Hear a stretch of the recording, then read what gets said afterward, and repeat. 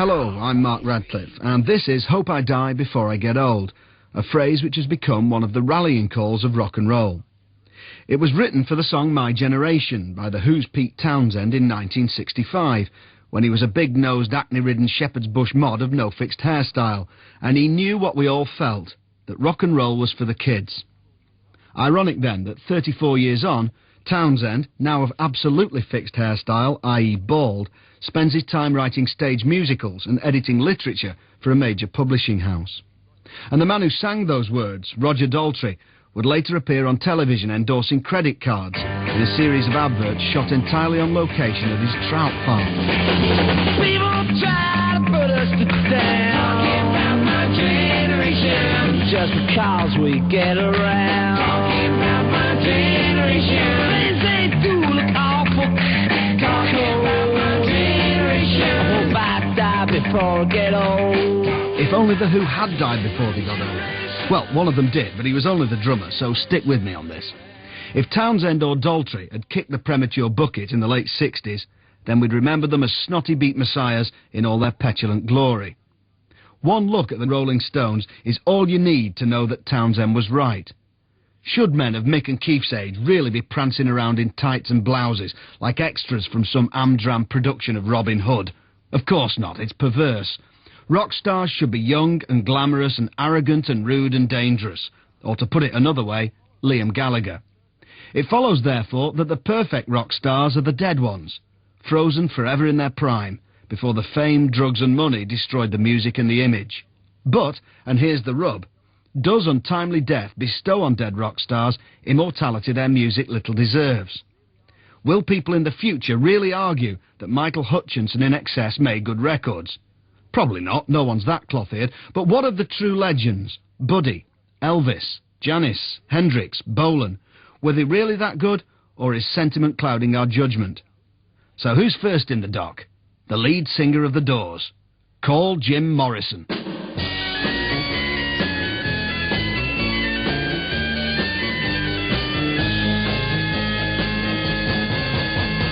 know that it would be untrue. You know that I would be a liar if I was to say to you, girl, we couldn't get much higher. Come on, baby, light my fire. Come on, baby, light my fire. Try to set the night on fire.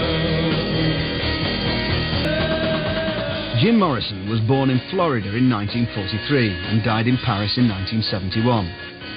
Much influenced by the words of William Blake, when the doors of perception are cleansed, man will see things as they truly are, infinite. He formed the Doors at the University of California in 1965. Personally, I'd have had more time for someone who formed a band of that name because patio doors were on special offer at B&Q, but Jim was a student of theatre arts with a taste for the mystical, and anyway, B&Q hadn't been invented yet. So what of the Doors' music, and in particular, what of Morrison's lyrics? Counsel for the prosecution is music journalist and broadcaster Stuart Maconie, while counsel for the defence is Steve Sutherland, editor of New Musical Express. I think Light My Fire is a great song, and I think that the other versions of it, like Jose Feliciano and Shirley Bassey, I think, and tons of other people have done it, and it's still a great song, and I've got places on compilation tapes, orchestral versions of it and stuff. It's a great song, it sounds great. I wouldn't argue that the Doors made some good records, but I would argue that the reason they're nice to listen to is almost everything to do with Densmore and Robbie Krieger and Ray Manzarek, and they're great tunes. When Jim Morrison opens his mouth, though, then they stop being entertaining. The Doors were a pretty competent band with a quite remarkable keyboard player, but without him they would have been like a bunch of other bands like the Standells or something, whereas Morrison embodied all the kind of highs and lows of his generation in one kind of being, really. He's the first and foremost the man who gave us the notion of the rock star as poet, and he is responsible for more bad poetry. William McGonagall has nothing on Jim Morrison. If you look through Jim Morrison's poetry, it is hogwash of the first order. It is drivel. It's the sort of thing most of us have got out of our system at 14 and burned. Riders on the storm. Riders on the storm. Into this house we're born.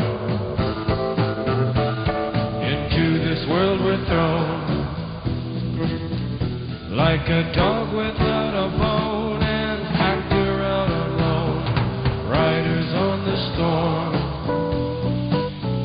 There's a killer on the road, his brain is squirming like a toad. Take a long holiday, let your children play. If you give this man a ride, sweet family will die. Killer on the road, yeah. I like Jim Morrison simply for the same reason that a lot of people don't. I like the preposterousness of it. I like the fact that most of his poetry, if you take it raw and just read it, it is kind of quite sort of sixth form rip-off epic rubbish, but the more pretentious and preposterous Jim Morrison became, the more I could deal with it, because at least he was doing something out of the norm. Jim Morrison was obviously a fairly bright A-level English student. Not bright enough to have gone on to do anything great shakes, but bright enough to have got a grade C English A-level and a reasonably good report, and probably have got himself a job in a bank. But he clearly thought that he was an intellect of, Sartrean proportions. He thought he was a giant of American literature. He thought he was up there with Hemingway. And sadly, he wasn't. He had that lethal combination of a tiny bit of talent and a preposterously large ego. And one glance at his collected poems will tell you that. Well, the thing with Jim Morrison was that he was absolutely pretentious and preposterous. His aspirations to be a great poet, a great spokesperson for his generation, a seer, was great. Because that's exactly what we want, rock gods, and he was a rock god. Really, I think he's the biggest Burke in rock music. And now, you look back at his stuff, and I think it's absolutely drivel. It's rather nicely sung drivel from time to time, but that doesn't stop it being drivel. Great rock stars, dead or alive, have one thing in common. They look cool. You can't be a rock star without knowing how cool is done. The young Jim Morrison was cool and beautiful, and may well be the only man ever, not counting early Elvis, to look good in leather trousers. Jim put on his leather strides and became a god. When the rest of us put on leather pants, we become a burst sausage. And talking of sausages, it's worth remembering that Morrison was not averse to unlacing the old leather flies to delight the orchestra stalls with the sight of his meat and two veg, an act he thought entitled him to call himself an erotic politician, bit like Robin Cook. Of course, a lot of dead rock stars managed to pop their platform clogs while still in prime physical condition. Well, thin anyway, often assisted by dietary aids, such as staying up all night on cocaine and eating a pot noodle a week. Jim, though, aged badly before he died. He grew a bushy beard, never advisable outside the folk circuit, and he committed the ultimate rock and roll sin. He got fat. From slender Adonis to Grizzly Adams in one short lifetime. Are you listening, Georgie Best? Morrison the look, then. Gentlemen, your witness. I would certainly give you that he was the young Jim Morrison was very sexually attractive. And it has to be said that before Jim Morrison, there were no leather trousers the way there were afterwards. He wore leather trousers. Maybe someone listening here is wearing a pair of leather trousers, in which case, I apologise. I think leather trousers is a good sartorial shorthand for the preening nitwit, and Jim Morrison is the person who gives us that. Well, you see, there's nothing wrong with leather trousers, and I think Stuart Maconie will find that in a couple of years he will look back and regret having said that, because leather trousers are going to make a big comeback. He was always getting his willy out. Now, that's not the mark of a sophisticated man. You know, John Sebastian Bach and William Shakespeare, Frank Sinatra, they weren't always getting their willy out. Jim thought this was a really cool thing to do. He would have been that irritating person at a party, I think. He would have been, the person you think, oh my God, he's arrived in his leather trousers and he's bound to get up on the table at some point and start showing off. And also, even if we accept that at some point he looked fairly striking, I'd argue in a bad way, then look at those late pictures of Jim Morrison. He had turned into Grandpa Walton's less snazzily dressed drinking buddy. He looked terrible. I mean, really, it was a good job he died, because, God, he would have made Elvis look like Kate Moss if he'd gone on in that manner. As the women and the drugs and the beer and the fame and everything was thrown at him, and he became more and more bloated in his psyche and in his own mind with his own importance, so his body bloated along with it, and he became like this fantastic corpulent rock beast god thing, this kind of Nero fiddling while America burned. And did the decent thing in a funny sort of way and had died the poetic death in the bath.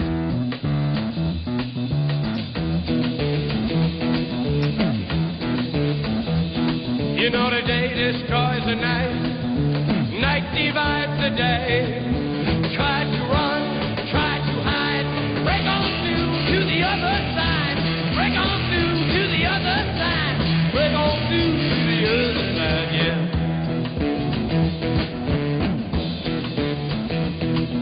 We chased our pleasures here, dug our treasures there, but can you still recall the time we cried?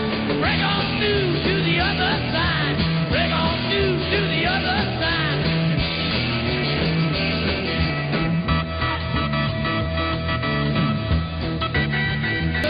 Of course, in, to use a Doors song title, The End, it's all about the music. As a band, with Ray Manzarek on organ, John Densmore on drums, and guitarist and John McEnroe lookalike Robbie Krieger, they were evidently a force to be reckoned with live. But what about the records? Was Jim, to use the words of Barry Manilow, writing the songs the whole world sang, or was he, to quote Paul McCartney, cobbling together silly love songs? What lasting impression, if any, has Morrison made? We've already skirted upon some of the key elements of his terrible legacy: leather trousers, exhibitionism, terrible poetry. If that wasn't bad enough, I think musically his legacy's almost nil. And I mean that very seriously. If they are a real rock critics band, they're a band that rock critics kind of nod sagely about, hey, yeah, Morrison, he was cool. But to the ordinary man or woman in the street who buys records, they meant almost nothing.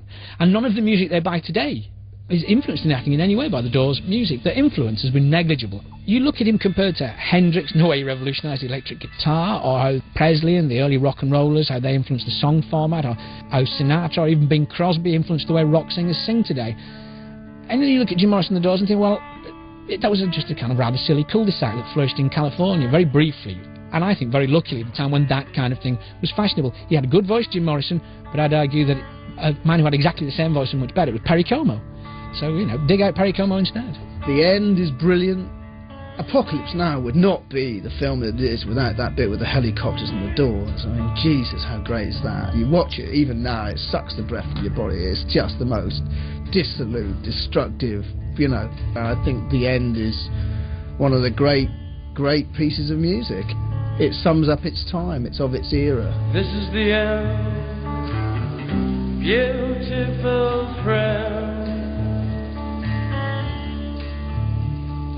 This is the end, my only friend. The end of our elaborate plans. The end of everything that stands. The end, no safety or surprise. The end, I'll never look into your again.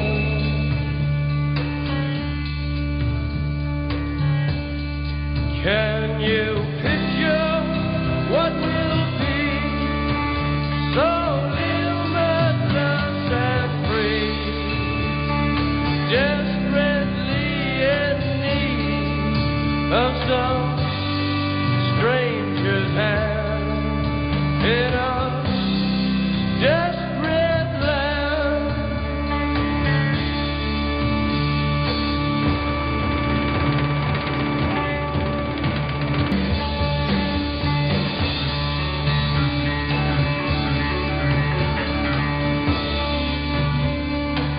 There's no denying that Jim Morrison had a certain charisma. If you're at a party and he walked in the room exuding reptilian allure, you'd undoubtedly be drawn to him. You'd be entranced by his mystical philosophy and leather trousers, although when he started to read you some of his poetry, you'd probably make an excuse and head back to the kitchen for more cider and another vol au vent. But Jim was an original in terms of star quality. He was the first dissolute rock star. Without him, there'd be no Michael Hutchence. Well, there isn't now, but you know what I mean. There'd probably be no Iggy Pop either. I'd say star quality is almost nil, and I know that some people will be outraged by that, but so I'll say it, perhaps put it a different way. He is the ultimate rock star icon.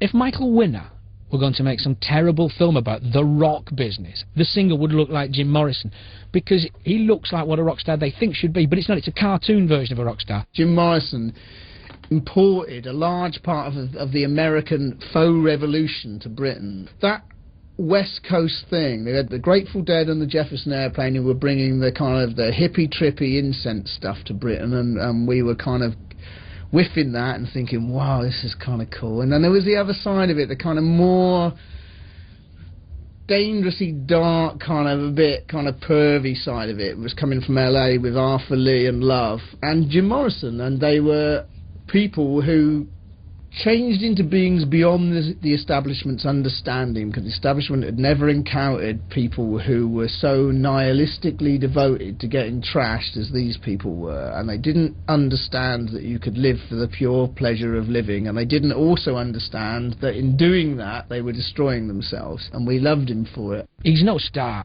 He's a parody of a rock star whose ultimately, I think, his chief legacy has been to allow sort of over-serious young men to waffle on about themselves for too long. The process is one that was then established for everyone to follow, and Jim Morrison's a pretty good blueprint for any wannabe rock star. It's such an unsavoury image, that, you know, a man exposing himself on stage in ringlets and shouting about, you know, how sexually virile he is, and, you know, what he's going to do to women all night long, baby, baby, baby, etc., etc., repeat till fade.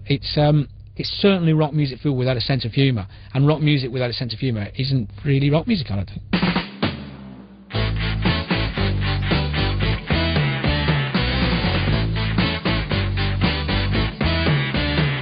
Hello, I love you, won't you tell me your name? Hello, I love you, let me jump in your game. Hello, I love you, won't you tell me your name? Hello, I love you, let me jump in your game. She's walking down the street, blind to every eye she meets. Do you think you'll be the guy to make the queen of the angels sigh? Hello. Jim Morrison died, officially of a heart attack, in Paris on the 3rd of July 1971. To some, an icon had passed to the next life. To others, a fat bloke had snuffed it in the bath. Some even refused to accept that he was dead, saying Jim had faked his own death to escape the pressures of fame.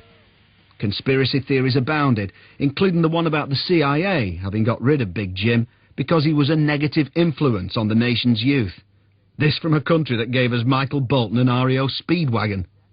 But was death a good career move for Jim Morrison?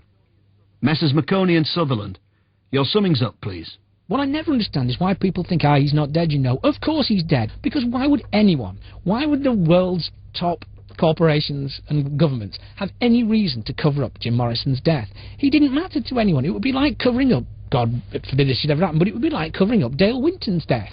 You know, he's a man who has many fans, but his significance in the world was absolutely nil. He's dead. He's there in that cemetery in France. He got out before we had a chance to really see the long, slow decline that I'm certain would have happened. Morrison would have produced more work, and I think that it could have been interesting in the way that people are interested in the stuff that, say, Scott Walker still does. I'm not saying it would have been wonderfully commercial, but what I am saying is it would have been absolutely pretentious and preposterous. At least he was prepared to be our holy fool, if you like, whereas a lot of people just aren't prepared to do that. I mean, the great thing with Jim Morrison, I suppose you might say, is that he went as deeply into the great show business rock and roll dream as anybody would ever go, and found it wanting and wanted more. The story is that, you know, he went to Paris to escape that, to try and recreate something new for himself as an artist. Now, what that may have been, I don't know, but I would like the chance to have found out. I think he would have been out there doing some weird Captain Beefheart type stuff or something. Death was a good career move for Jim, because I think had the Doors gone on to make a few more records, and had we certainly been saddled with a few of Jim's ropey solo albums, people would know him for what really he was. He was a very second division rock musician who lucky enough to be hanging around in California at a time when anyone who looked like Jim Morrison could get a record contract, basically. Ladies and gentlemen of the jury, you've heard the evidence. It's now up to you to decide. Jim Morrison, rock and roll prophet snuffed out at the height of his powers, or chubby space cadets suffering from delusions of adequacy? The choice is yours, but it's worth remembering one thing. The Lizard King High Priest of Cool he may very well have been, but his middle name was Douglas. I'm Mark Radcliffe, and Hope I Die Before I Get Old was a Smooth Operations production. People are strange when you're a stranger. Faces look ugly when you're alone. Women seem wicked when you're unwanted. Streets are uneven when you're down. When you're strange, faces come out of the rain. When you're strange, no one remembers your name. When you're strange, when you're strange, when you're strange. People are strange when you're a stranger. Faces look ugly when you're alone. Women seem wicked when you're unwanted. Streets are uneven when you're down.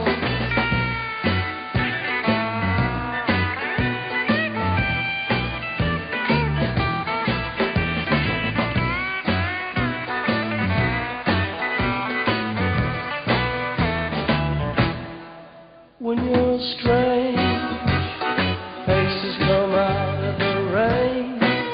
When you're strange, no one remembers your name. When you're strange,